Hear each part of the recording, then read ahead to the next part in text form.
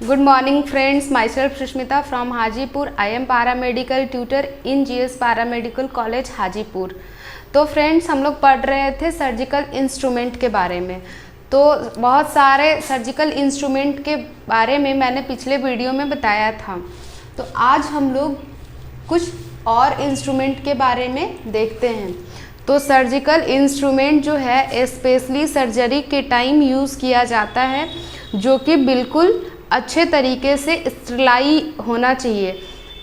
अगर स्टेरिलाई नहीं रहेगा तो पेशेंट जो है वो इन्फेक्टेड होने का चांस रहता है. इसीलिए सर्जरी में जो भी इंस्ट्रूमेंट यूज़ करेंगे वो 100% स्टेरिलाई होना चाहिए. इवन गाउन्स भी हम जो कपड़ा वियर कर रहे हैं, ग्लव्स वियर कर रहे हैं, वो बिल्कुल स्टेरिलाई होना चाहिए. ओटी में जो भी हम वर्क करते हैं वो बिल्कुल भी स्टेरिलाई तरीके से वर्क करते हैं.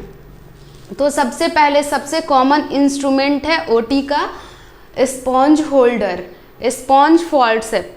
स्पॉन्ज होल्डर भी इसको बोलते हैं, स्पॉन्ज फॉर्सेप के नाम से भी इसको जानते हैं. तो स्पॉन्ज फॉर्सेप जो है वो क्या है हम लोग यहाँ पे देखते हैं. Sponge holding forceps, a blunt tipped forceps used to grasp tissue is in gynecologic procedure without damaged tissue. They are often used to hold the cervix for example. सबसे पहले तो हम लोग देखते हैं जो स्पॉन्ज होल्डर का जो वर्क है वो क्या है. स्पॉन्ज होल्डर का वर्क जो है वो स्पॉन्ज मतलब स्पॉन्ज मीन्स क्या होता है, जो भी हम ओटी में वर्क करते हैं तो गॉज पीस को होल्ड करने के लिए, कॉटन को होल्ड करने के लिए, उसको पकड़ने के लिए जिस इंस्ट्रूमेंट का यूज़ किया जाता है वो है स्पॉन्ज होल्डर. तो ये फॉर्सेप जो है, स्पॉन्ज होल्डर फॉर्सेप जो है वो नॉर्मली सर्जिकल प्रोसीड्यूर के दौरान गॉज को होल्ड करने के लिए किया जाता है, जिससे गॉज सर्जिकल साइट पर निकालने वाली ब्लड एवं फ्लूइड को एब्जॉर्ब कर सके.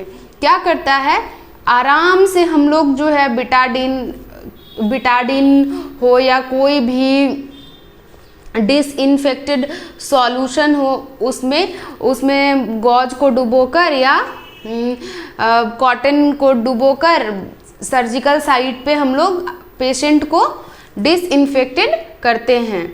उसके बाद अगर किसी चीज़ से गॉज को निकाल के डॉक्टर्स को देना है तो फिर वहाँ पे भी हम लोग क्या करते हैं, स्पॉन्ज होल्डर का ही यूज़ करते हैं. तो स्पॉन्ज होल्डर का क्या काम है, सबसे पहले तो है सर्विक्स को वॉश करने में करते हैं, पेंटिंग करने में करते हैं. पेशेंट का जहाँ पे सर्जिकल साइट है उस जगह को बिटाडिन पेंट करने के लिए भी गॉज पीस का स्पॉन्ज होल्डर का यूज़ करते हैं. ग्रिस्प टिश्यू को जो है वो भी वॉश करने के लिए जो है स्पॉन्ज होल्डर का वर्क करते हैं. स्पॉन्ज होल्डर जो है सारे ऑपरेशन में इसका कॉमन यूज है. स्पॉन्ज होल्डर जो है वो सबसे पहले क्या करते हैं, होल्डिंग स्पंज को होल्ड करने के लिए ये नॉर्मली यूज किया जाता है. ठीक है. दूसरा है Kocher's artery forceps. Coachers artery forceps क्या है ये हम लोग अब जानते हैं. To clamp the umbilical cord for blunt grip, to clamp the arcuate vessels for effective gauching effect. In case of low rupture membrane, surgical inductioning for lever or autonomical of lever. क्या है, Kocher's artery forceps का use जो है क्यों करते हैं, coachers artery forceps का use सबसे ज़्यादा कॉमन है क्लैम्प अम्बिलिकल कॉर्ड को क्या करते हैं, क्लैम्प करने के लिए जो है कोचर्स आर्टरी फॉर्सेप का यूज करते हैं. For better grip to clamp the awkward vessels for effective guessing effect. ये जो है क्या करता है, अकर्ड वेसल्स को इफेक्ट पहुंचाता है फॉर थ्रू ग्यूसिंग इफेक्ट के माध्यम से, ठीक है। उसके बाद दूसरा इसका वर्क है, in case of low rupture membrane, जो हम लोग जो है बहुत डिलीवरी टाइम जो है बहुत सारा मेम्ब्रेन जो है वो रप्चर हो जाता है, तो उस रप्चर मेम्ब्रेन को भी ठीक करने के लिए या होल्ड करने के लिए या निकालने के लिए जो है कोचस आर्टरी फॉर्सेप का यूज किया जाता है। अब है Allis tissue forceps. Allis tissue forceps जो है वो क्यों यूज किया जाता है ये हम लोग अब देखते हैं। इन एलिस क्लैम्प, पहले तो ये है एलिस टिश्यू फॉर्सेप जो है वो एक क्लैम्प है, मतलब किसी चीज को होल्ड करने के लिए, क्लैम्प करने के लिए जो है एलिस टिश्यू फॉर्सेप का यूज हम लोग करते हैं। अब देखते हैं Allis clamp also called the Allis forceps. इसको एलिस क्लैम्प भी बोलते हैं और एलिस फॉर्सेप के नाम से भी इसको जानते हैं। In commonly use surgical instrument, यह जो है एक तरह का सर्जिकल इंस्ट्रूमेंट है। It was